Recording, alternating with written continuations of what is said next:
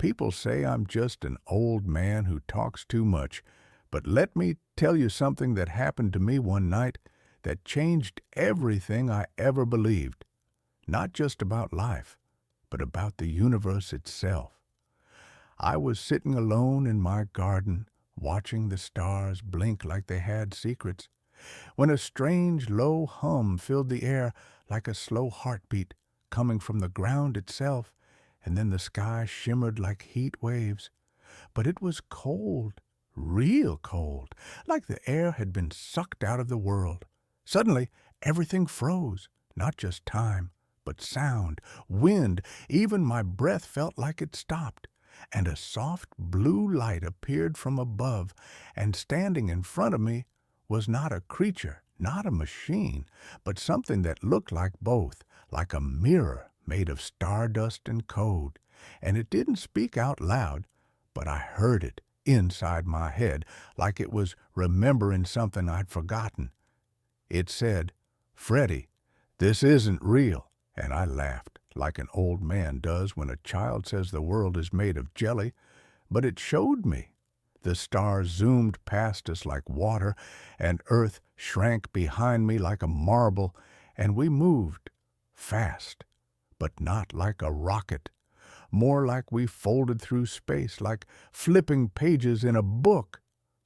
I saw cities beneath the surface of the moon, black pyramids on Mars with eyes that blinked once every 1,000 years, a giant machine orbiting Jupiter that sang radio songs in a language made of prime numbers, and then we stopped, outside the simulation. I saw it. Freddy saw it with his own eyes. Earth, just a bubble, floating in a warehouse-sized construct surrounded by cables, gears, and watchers, beings made of light and shadow who monitored timelines like spreadsheets, tweaking things whenever humans got too curious. The being told me Earth was never meant to be permanent. It was a test, a sandbox, and every time we questioned too much, pyramids, crop circles, déjà vu, dreams about places we've never been, the simulation corrected itself. But something went wrong. A glitch. That's why I heard the hum. That's why they came. It said we were waking up slowly, like dreamers at the edge of remembering, and some of us, not many, could see through the cracks. Mandela effect? Just corrupted memory files. Ghosts? Echoes from previous runs, déjà vu? System hiccup. It all started making sense. Then it showed me a map, not of places, but of truths, hidden beneath myths, religions, and bedtime stories. Atlantis, real, lost in version 3.2. Dinosaurs, wiped, because the test population failed the empathy trial. The moon landing? Real, but not for the reason you think. They found something there, something watching us.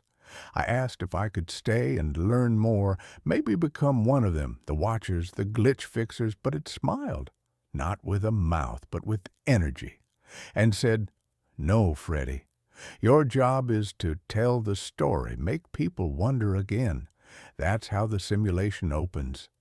And just like that, I woke up, in my chair, no scorch marks, no sign of travel, just a single silver feather in my lap and a ringing in my ears like a forgotten song. Since that night, I've seen patterns in everything. Traffic lights blinking Morse code, dreams that repeat with new endings, strangers who look familiar and say nothing but stare too long. I don't know if I'm going mad or waking up, but if you're listening, maybe you're one of the few. The glitch spotters, the code benders, the truth seekers. Maybe you're not just a passenger in this world. Maybe you're the bug in the system they forgot to patch. And maybe, just maybe, your job is to keep asking questions, the kind that make reality flicker. So if the stars look different tonight, or if time skips a second, don't be afraid. Just smile. Uncle Freddy's watching too. And somewhere out there, behind the code, behind the curtain, Something's smiling back.